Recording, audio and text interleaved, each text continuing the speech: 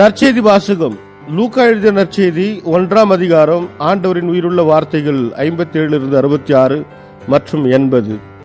எலிசபெத்துக்கு பேறுகாலம் நெருங்கியது. அவர் ஒரு மகனை பெற்றெடுத்தார். ஆண்டவர் அவருக்கு பெரிதும் இரக்கம் காட்டினார் என்பதை கேள்விப்பட்டு சுற்றி வாழ்ந்தோரும் உறவினரும் அவரோடு சேர்ந்து மகிழ்ந்தனர். 8ஆம் நாளில் அவர்கள் குழந்தைக்கு விருத்த சேதனம் செய்வதற்காக செக்கரியா என்ற அதன் தந்தையின் பெயரையே அதற்கு சூட்ட இருந்தார்கள். ஆனால் அதன் தாய் அவர்களை பார்த்து, வேண்டாம், அதற்கு யோவான் என்று பெயரிட வேண்டும் என்றார். அவர்கள் அவரிடம், உறவினருள் இப்பெயர் கொண்டவர் எவரும் இல்லையே என்று சொல்லி, குழந்தைக்கு என்ன பெயரிடலாம், விருப்பம் என்ன என்று தந்தையை நோக்கி சைகை காட்டி கேட்டார்கள்.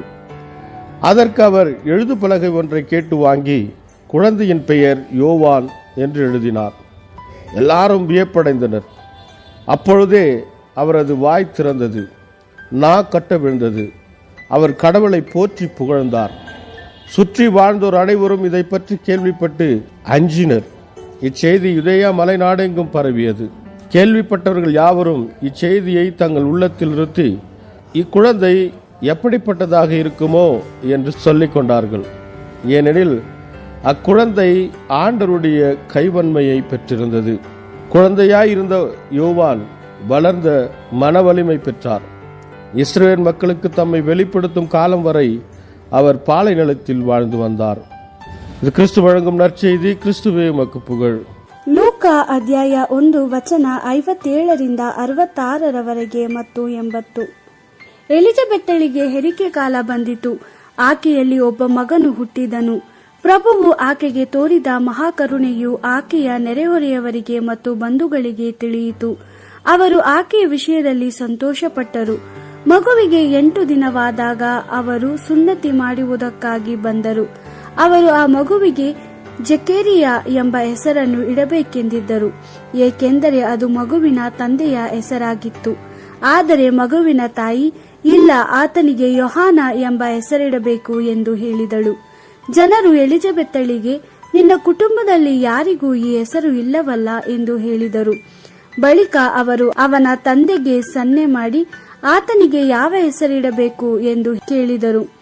ಆಗ ಜಕೇರಿಯನು ಸನ್ನೆ ಮಾಡಿ ಒಂದು ಹಲಗೆಯನ್ನು ತರಿಸಿಕೊಂಡು ಈತನ ಹೆಸರು ಯೋಹಾನ ಎಂದು ಬರೆದನು. ಜನರೆಲ್ಲರಿಗೂ ಆಶ್ಚರ್ಯವಾಯಿತು. ಆ ಕೂಡಲೇ ಜಕೇರಿಯನು ಮತ್ತೆ ಮಾತಾಡಬಲ್ಲವನಾಗಿ ದೇವರನ್ನು ಸ್ತುತಿಸತೊಡಗಿದನು. ಇದನ್ನು ಕೇಳಿ ನೆರೆಯವರಿಗೆಲ್ಲ ಭಯವಾಯಿತು.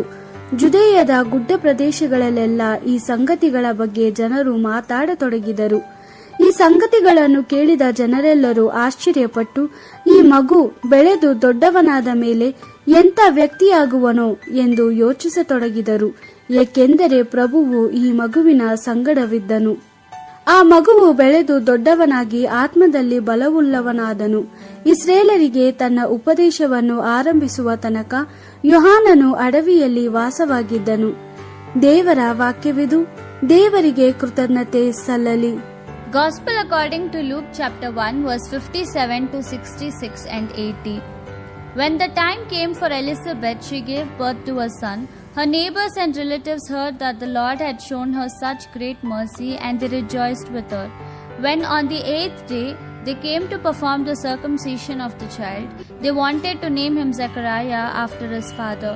But his mother said, "Not so, he shall be called John." They said to her, "No one in your family has that name." And they asked the father by means of sign for the name he wanted to give. Zechariah asked for a writing tablet and wrote on it, "His name is John." And they were very surprised. Immediately Zechariah could speak again, and his first words were in praise of God. A holy fear came on all in the neighborhood and throughout the hills of Judea. The people talked about these things as they heard this. They pondered in their hearts and wondered, "What will this child be?" For they understood that the power of the Lord was with him. As the child grew up, he was seen to be strong in the spirit. He lived in the desert till the day when he appeared openly in Israel. The Gospel of the Lord. Praise to you, Lord Jesus Christ.